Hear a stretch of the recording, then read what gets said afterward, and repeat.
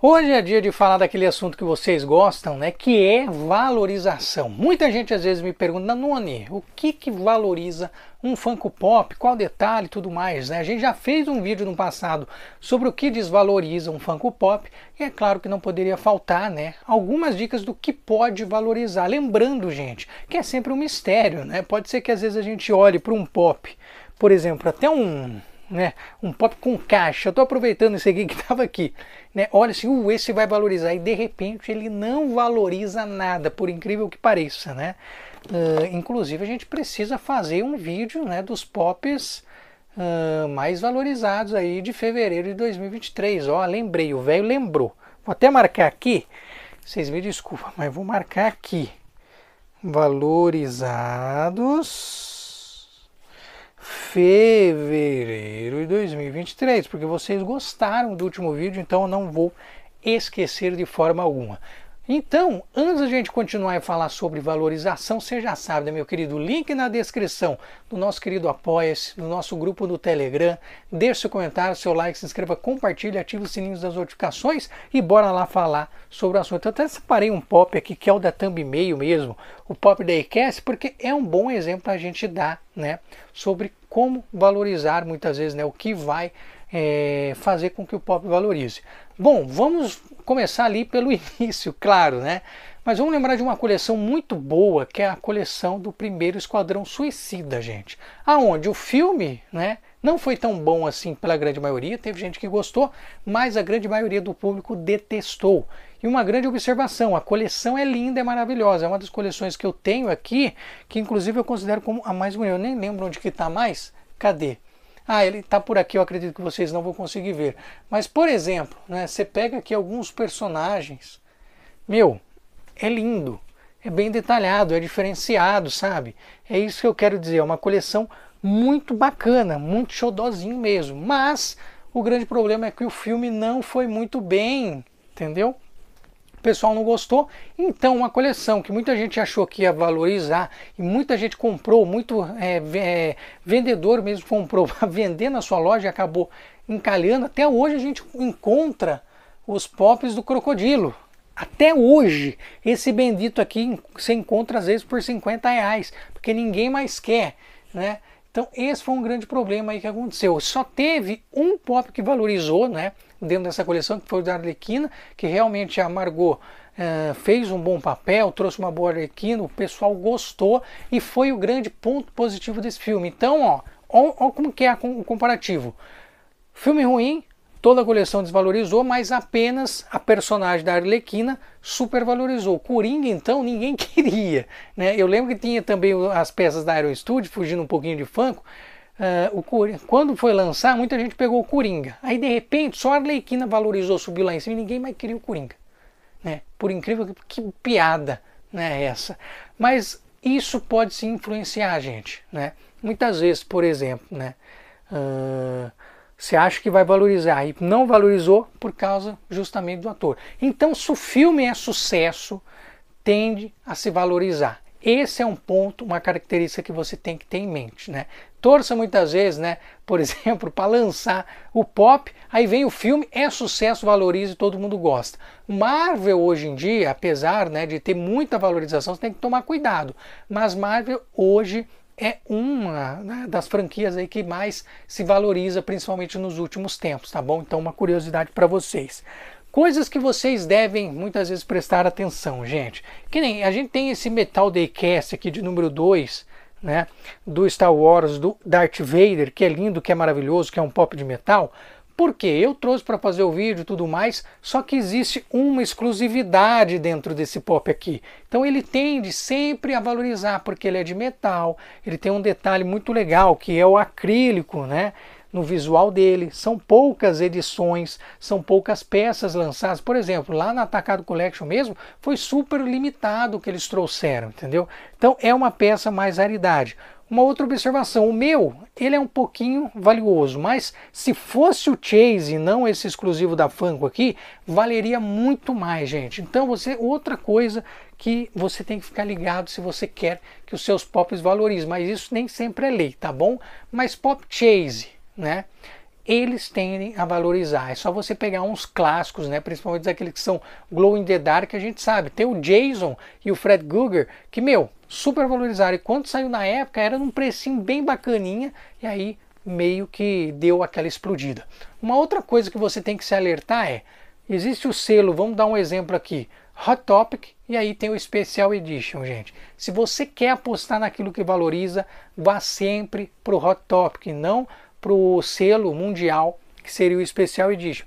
Ah, Danone, mas eu entro lá no site do Pop Price e muitas vezes tem o Special Edition que está valendo mais que o Hot Topic. Muitas vezes isso acontece mesmo no Pop Price, é super normal, é super natural, mas gente, vai por mim, tá? Vai no Hot Topic e não pega muitas vezes o selo Special Edition, que esse não tende a valorizar tanto igual o selo original. Isso eu estou falando, gente, para pessoas que querem valorizar bastante a sua coleção. Porque aquele que não liga, ele pode pegar o Special Edition e de boa. E isso não quer dizer também que o Special Edition não vá se valorizar, tá bom? Mas os selos sempre vão fazer a diferença. Uma outra coisa, uma outra característica muito positiva, principalmente quando a gente pega os pops antigos, são aqueles modelos metálicos, né, que tendem a valorizar também. Mas você pegando no selo original, ó, show de bola, é maravilhoso. É claro que muitas vezes aí o pessoal, né, um grande defeito que tem é que quer que valoriza do dia para noite. Por exemplo, tem uma mística, eu não sei nem onde está a mística aqui, mas eu vou procurar para vocês. Aqui, ó. Eu acho que essa aqui é uma mística, por exemplo, metálica da Onlyet, né, Target, tudo mais. É linda, é maravilhosa, tem um pescoço enorme. A gente teria que descer mais ela aqui, né, para ela ficar mais bonitinha. Vamos ver se a gente consegue, ó, desce um pelo menos aqui, ó, entendeu? É um modelo metálico e tudo mais, ela não tem o selo Special Edition, né, no caso aqui da minha, é o selo da Onlyet, da Target e tudo mais, só que ainda ela não vale uma grande fortuna, gente, porque é um lançamento muitas vezes recente, então você sempre tem que ficar ligado nisso, né? Ai, Danone, eu comprei e não valorizou, e agora? Meu, calma, né? Portanto que muita gente às vezes olha minha coleção Danone, mas você tem um monte de raridade, mas meu... fazem 8 anos que eu coleciono. Então, por exemplo, quando veio o Sr. Miyagi, ele não valia tudo isso, né, de R$1.000 que nem hoje você encontra no Mercado Livre. Ele valia ali, acho que na época dava para você comprar por R$80, né? Então, em alguns modelos existem essa valorização. E eu já vou explicar assim de itens da mesma coleção que não se valorizaram.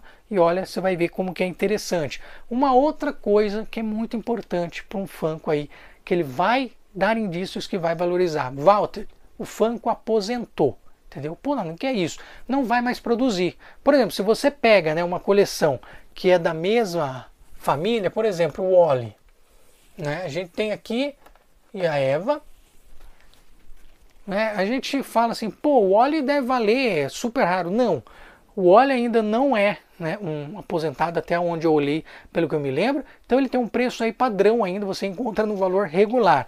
Já a Eva, né, já está aposentada, difícil de você encontrar e está valendo uma graninha boa, entendeu?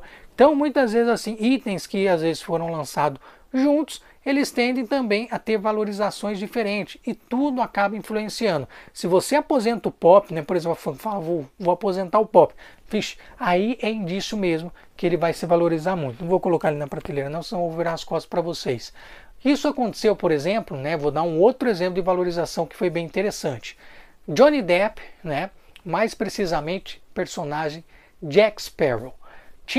São 3 modelos, né, que a gente tem ali, os principais, né, e tem o primeiro modelo mais antiguinho, o segundo modelo também que é legal e um terceiro modelo show de bola. O que aconteceu? Eles aposentaram o primeiro, né? O segundo eu tô achando que recentemente ele foi aposentado também, pelo que eu me lembro. O último modelo, pelo que eu lembro, ainda não foi, mas quando rolou o processo, né, do Johnny Depp e a Amber, que foi uma grande confusão e tudo mais, deu uma caidinha no pop dele, para você ter noção como as coisas influenciam também em coleções, mas quando ele foi inocentado e o jogo virou, gente, meio que deu uma disparada, super valorizou mais ainda o pop do Jack Sparrow. Então, são vários pontos, né, que podem realmente valorizar o filme. Um outro ponto, né, que não valorizou, Lightyear, que era uma grande animação, a Pixar esperava que ia ser grande sucesso, não valorizou nada.